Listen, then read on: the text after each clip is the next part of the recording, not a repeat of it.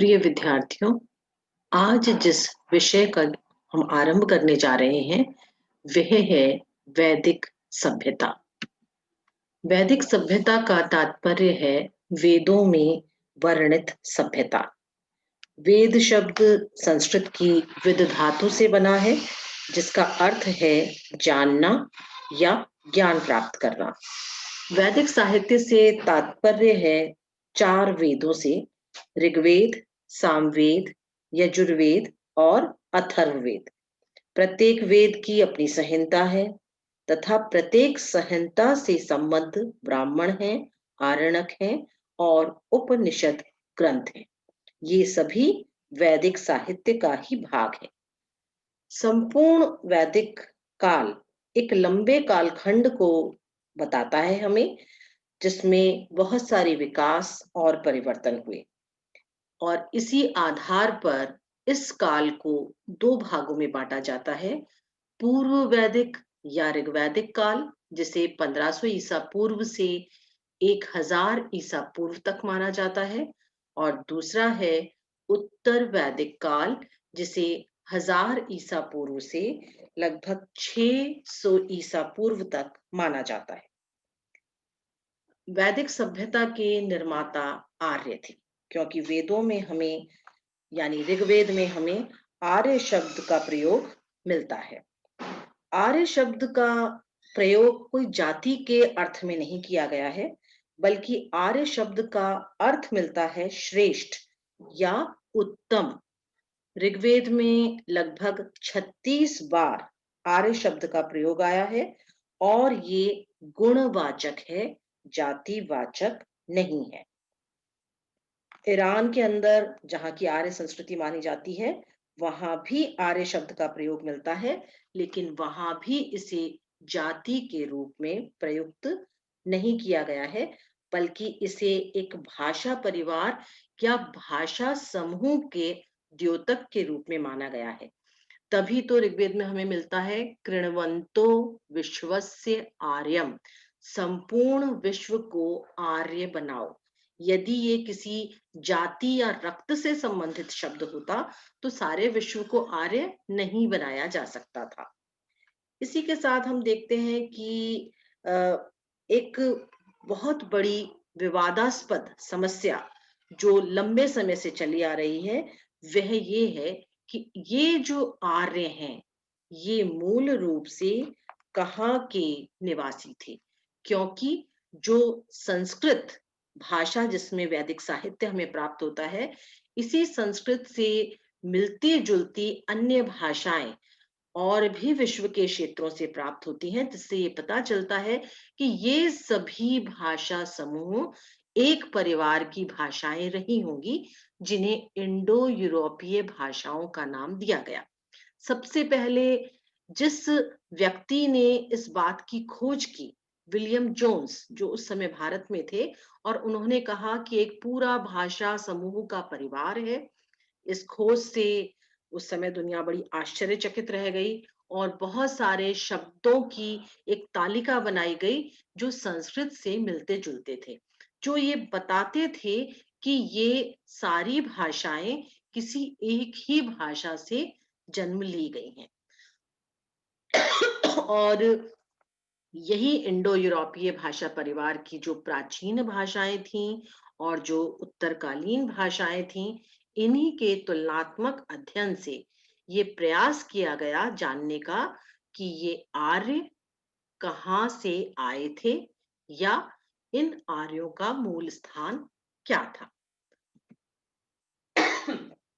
सबसे पहले विद्वानों ने इस बात पर बल दिया कि जो आर्य भाषा परिवार है, इनकी जो मूल भाषा का स्थान रहा है, वो यूरोप का ही कोई क्षेत्र रहा होगा। विभिन्न विद्वानों ने इस पर कार्य किया और यूरोप के भिन्न भिन्न क्षेत्रों को आर्यों का मूल स्थान बताने का प्रयत्न किया। आप जो टेबल देख रहे हैं, उसमें हम देख रहे हैं कि यूरोप के 3 देशों के बारे में इन विद्वानों के मत सबसे ज्यादा मिलते हैं। सबसे पहले बात करते हैं हम जर्मनी की। जर्मनी आर्यों का मूल स्थान था, इस मत को देने वाले मुख्य विद्वान हैं पेनका, हर्ट और मच महोदय। इन्होंने अपने पक्ष में तर्क दिया कि जो अ, आर्यों के जो बाल थे वो भूरे बाल बताए गए हैं, यानी उनका जो रोम है वो भूरे हैं, जो आर्यों की एक शारीरिक विशेषता थी और आज भी जर्मनी के जो लोग हैं उनमें पाई जाती है। इसके अतिरिक्त जो इंडो यूरोपीय भाषा की बात थी, ये कहा गया कि जो स्कैंडिनेविया है वहां की भाषा से जो संस्कृत भाषा है उसके बहुत सारे शब्द मिलते हैं। और जो तीसरा पक्ष में मत दिया गया वो ये कि वैदिक सभ्यता के जो मृदभांड आदि पात्र आदि हैं वो उसी प्रकार के पुरावशेष जर्मनी के बाल्टिक सागर के तट पर या मध्य जर्मनी के उस अंदर वहां पर इस प्रकार के उपकरण और मृदभांड मिलते हैं, जिससे पता चलता है कि ये वही लोग थे जो इंडो यूरोपीय भाषा परिवार के लोगों द्वारा प्रयुक्त किए जाते थे। लेकिन इस मत का खंडन किया जाता है। पहला खंडन इस प्रकार से करते हैं कि जो पातंजलि थे, जो कि शुंग काल के अंदर हुए थे, वो भारत के ब्राह्मणों को भूरे बालों वाला कहते हैं। यानी केवल ऋग्वेद के अंदर ही ये शारीरिक विशेषता नहीं है, बाद में भी हम देख रहे हैं कि भारतीयों में इस प्रकार की विशेषता प्राप्त हो रही है। दूसरा खंडन किया जा सकता है पुरावशेषों के माध्यम से कि जिस प्रकार के पुरावशेषों की बात ये विद्वान कह रहे हैं कि भाई जर्मनी में मिलते हैं, उस प्रकार के पुरावशेष हमें विश्व की कई स्थानों से मिले हैं। तो ऐसे में क्या सभी स्थानों को हम मूल स्थान मान सकते हैं?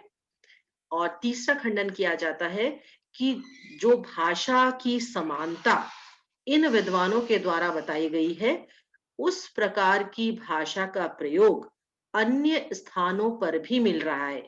यानी अन्य स्थानों की जो भाषा के शब्द हैं वो भी जो इंडो यूरोपीय भाषाओं से मैच कर रहे हैं।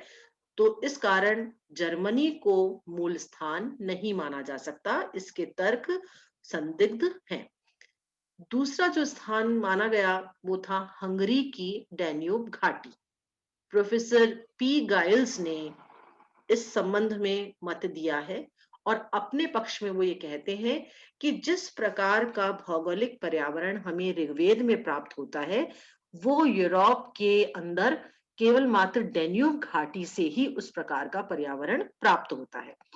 दूसरी बात उन्होंने कही है कि जिन अनाजों का, वनस्पतियों का, पेड़ पौधों का उल्लेख ऋग्वेद में है, उसी प्रकार के पेड़ पौधे, अनाज आदि हंगरी से यानी डैन्यूब घाटी जो है वहां से हमें प्राप्त होते हैं।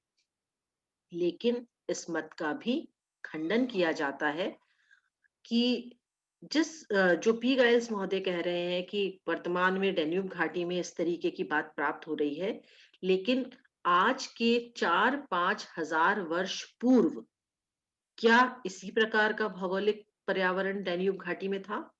क्योंकि हम जानते हैं पर्यावरण बदलता रहता है। स्वयं भारत में ही सरस्वती नदी लुप्त हो गई है। तो हम ये कैसे कह सकते हैं निश्चित तौर पर कि डैन्यूब घाटी में आज के 4-5 हजार पहले भी वही भौगोलिक पर्यावरण रहा होगा जो आज है।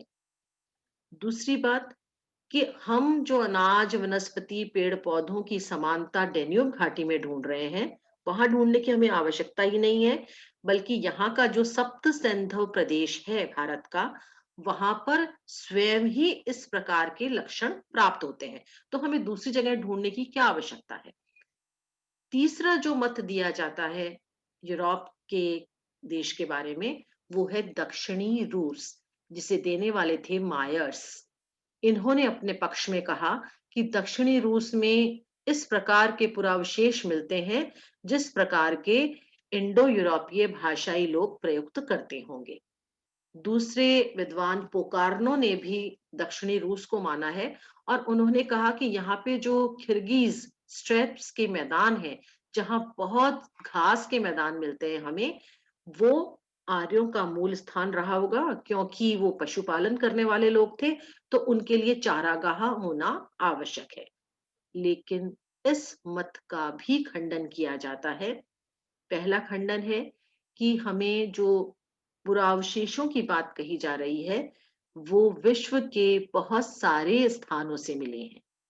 और दूसरी कि भाषा संबंधी आधार पर जो घास के मैदानों की जगह को चुना गया है, वो साक्ष्य बहुत ही कमजोर है। तो हम ये मान सकते हैं कि यूरोप आर्यों का मूल स्थान रहा होगा। इस मत को देने वाले पश्चिमी लोग थे, पश्चिमी इतिहासकार थे, और उस औपनिवेशिक युग में उन्होंने ये साक्ष्य प्रस्तुत किए, जिस समय उन्होंने ये माना कि भारत में इस तरीके की विकसित सभ्यता संस्कृति स्वयं हो ही नहीं सकती, वो जरूर ही यूरोप से आई हुई होगी। अपने जातीय अहंकार के कारण उन्होंने यूरोप को आर्यों का मूल स्थान माना, और वर्तमान समय में इस मत को कोई भी स्वीकार नहीं करता है। इसके बाद आते हैं हम दूसरे मत पर। ये मत देने वाले हैं बाल गंगाधर तिलक। इन्होंने एक पुस्तक लिखी थी, आर्किटिक होम इन दी वेदास। उसी में उन्होंने अपना ये मत प्रस्तुत किया। उन्होंने ऋग्वेद के अंदर जो मिलने वाले साक्ष्य हैं, उन्हीं को प्रयोग किया और उन्हीं के आधार पर ये बताया कि आर्य वास्तव में उत्तरी ध्रुव पर रहने वाले लोग थे।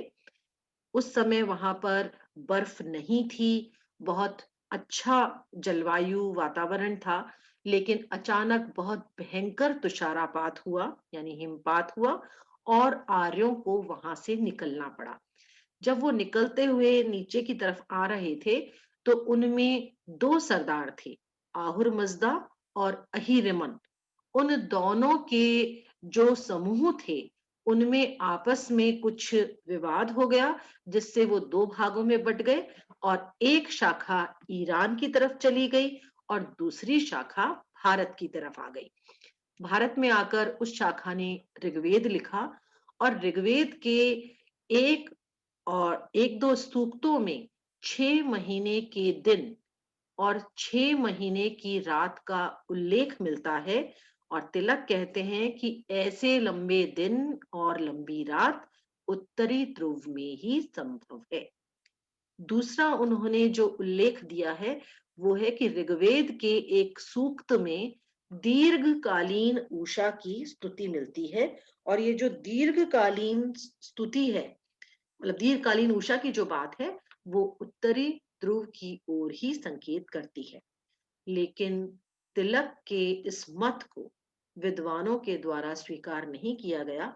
उसका कारण ये है कि पहला तो उन्होंने ये कहा कि ये जो संदर्भ तिलक ने दिए हैं, वो बहुत ही कम है, एक दो संकेत मिलते हैं केवल।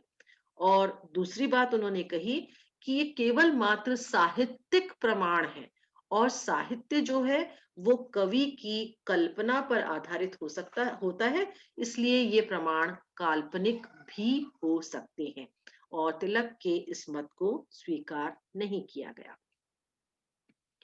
इसके बाद आर्यों के मूल स्थान संबंधी जो महत्वपूर्ण मत है, और जिसे बहुत लंबे समय तक माना जाता रहा, वो है मध्य एशिया का मत।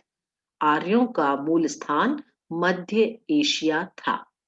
इस मत को देने वाले मुख्य विद्वान हैं जे जी रोड, पाट, मैक्समूलर, ब्रांडिस्टीन आदि। इन्होंने कुछ तर्क दिए, जिनके आधार पर यह सिद्ध करने का प्रयास किया कि आर्य मध्य एशिया से आए थे।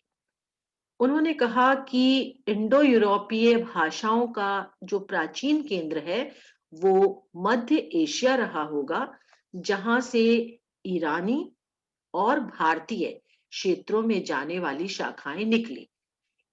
और इसका जो उन्होंने प्रमाण दिया है, वो ईरान के ग्रंथ जेंद अवेस्ता और भारत के ग्रंथ ऋग्वेद, इन दोनों में जो मिलने वाली समानताएं हैं, इसके आधार पर इन्होंने कहा इन दोनों ही ग्रंथों को लिखने वाली शाखाएं किसी एक स्थान से ही निकली होंगी, और वो स्थान रहा होगा मध्य एशिया। दूसरा ये बात कहते हैं कि एशिया माइनर में एक बोगज कोई अभिलेख मिला है जिसमें दो राजाओं के बीच में संधि हो रही है। एक मितानी राजा है और दूसरा हित्ती राजा है। और ये जो संधि हो रही है, इसमें साक्ष्य कुछ देवताओं को बनाया गया है जिनका नाम है मित्र, वरुण, इंद्र। और ये सभी नाम ऋग्वेद में हमें प्राप्त होते हैं। तो इसका मतलब बोगज कोई जो जगह है एशिया माइनर की, वहां पर उसके आसपास कहीं ये शाखा रहती होगी। इसीलिए जो देवता वो उस समय पूछते थे, उन्हीं देवताओं के नाम हमें ऋग्वेद में प्राप्त होते हैं। इसके अतिरिक्त एक और तर्क देते हैं कि आर्य जहां से आए थे, वहां बहुत घास युक्त चारागाह रहा होगा, और वो भी मध्य एशिया की एक स्थान है, यूराल पर्वत। संभवतः वो जगह रही होगी और वहीं से आर्य भारत की ओर प्रव्रजित हुए होंगे। एक और तर्क देते हैं, बोगज कोही जो स्थान है, वहीं से एक मिट्टी की तख्ती पर रथ के पहियों के लिए एक शब्द मिलता है, आवर्तन। और ये आवर्तन शब्द जो है, वो भारत में भी हम जो पहिया घूमता है उसके लिए काम में लेते हैं। तो इससे भी, इन तर्कों से वो ये सिद्ध करने का प्रयास करते हैं कि आर्य मध्य एशिया से आए होंगे। लेकिन इस मत का भी खंडन किया जाता है। एक तो ये कि ये जो अधिकांश तर्क हैं वो संदिग्ध हैं, अपर्याप्त हैं। एशिया के विस्तृत क्षेत्र में आर्यों की शाखाएं फैली हुई थी, ये बात तो बिल्कुल सही है, क्योंकि ऐसा हुआ होगा तभी इतनी साम्यता मिलती है। लेकिन मूल स्थान इनका वहीं रहा होगा, इसका कोई आधार हमें प्राप्त नहीं होता है। और दूसरा तर्क ये दिया जाता है कि हम ये क्यों से कहते हैं कि मध्य एशिया से भारत की ओर आए। ये जो आर्यों का माइग्रेशन है, आर्यों की शाखाओं का दूसरी ओर जाना है, ये भारत की तरफ से भी तो वो उधर माइग्रेट कर सकती हैं। भारत से भी आर्य शाखाएं बाहर जा सकती हैं। तो ये जो विद्वानों के तर्क हैं, ये सिर्फ इतना सा सिद्ध करते हैं कि आर्य भाषा बोलने वाले समूह संपूर्ण पश्चिम एशिया, मतलब भारत से लेकर पश्चिम एशिया तक फैले हुए थे। लेकिन ये सिद्ध करने में ये सक्षम नहीं है कि आर्यों का मूल स्थान मध्य एशिया था। अब आते हैं हम अंतिम तर्क पर, जिस पर बहुत सारे विद्वान अब सहमत होने लगे हैं, और वो है भारत का सप्त सैंधव प्रदेश आर्यों का मूल स्थान था।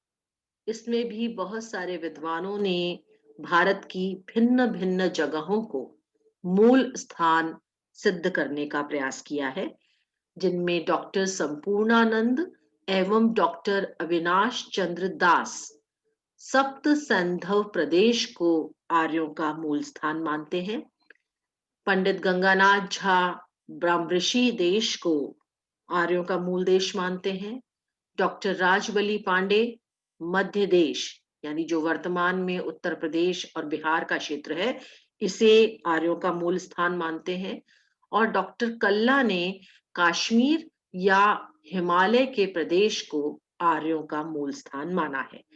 लेकिन इनमें जो सर्वाधिक मुख्य प्रमुख मत है, वो है सप्त सैंधव प्रदेश।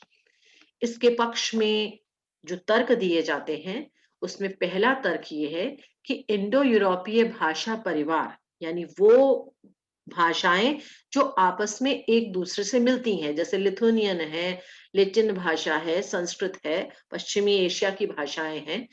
तो इन सभी भाषा परिवारों की प्राचीनतम भाषा है वैदिक संस्कृत, जिसका प्रयोग ऋग्वेद में किया गया है। ये सर्वाधिक वैज्ञानिक और तार्किक भाषा है।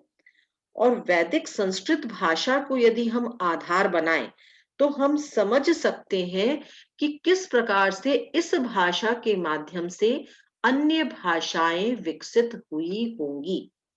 जो भाषा संपूर्ण है, वैज्ञानिक है, तार्किक है, वही अन्य भाषाओं को जन्म दे सकती है।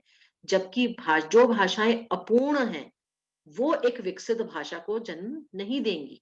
तो संस्कृत प्राचीनतम भाषा है, जो बहुत ही वैज्ञानिक और तार्किक है। यही अन्य भाषाओं की जननी होना संभव हो सकता है।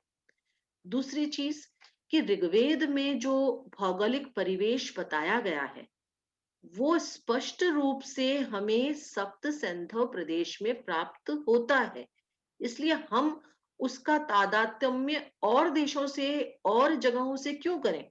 जबकि जो ऋग्वेद में मिल रहा है, वो आर्य जहां पर रह रहे थे सप्त सिंधु प्रदेश में, वहीं पे वो सारी चीजें तब भी थी, आज भी है। इसके अतिरिक्त ऋग्वेद में हमें एक भी मंत्र ऐसा नहीं मिलता जिससे कि हमें ये संकेत मिले आर्य बाहर से आए थे। कहीं भी जो ऋग्वेद के आर्य हैं, वो अपने आप को बाहर से आया या अपनी मातृभूमि को याद करने वाले हों, ऐसा हमें कहीं भी नहीं प्राप्त होता है। इसके अतिरिक्त ऋग्वेद में जो सरस्वती नदी का क्षेत्र है, उसे देव योनि कहा गया है, देवताओं द्वारा बनाया गया प्रदेश कहा गया है।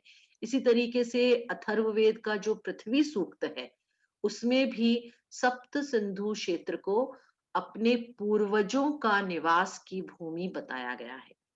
तो ये जो उल्लेख आ रहे हैं, ये बता रहे हैं कि आर्य प्रारंभ से यहीं रहते थे, यही उनका मूल स्थान था, इसीलिए वो इस स्थान की इतनी प्रशंसा करते हैं। ये जो आर्यों के मूल स्थान की समस्या थी, ये तब उत्पन्न हुई थी जब मॉर्टिमल व्हीलर ने एक सिद्धांत दिया कि हड़प्पा सभ्यता इसलिए नष्ट हुई क्योंकि बाहर से आर्यों ने उन पर आक्रमण किया और आक्रमण करके सिंधु वासियों को यानी द्रविड़ों को दक्षिण की ओर धकेल दिया और स्वयं वहां पर सप्त सिंधु प्रदेश में रहने लगे। लेकिन आर्यों के आक्रमण के इस सिद्धांत को वर्तमान में स्वीकार नहीं किया जाता है।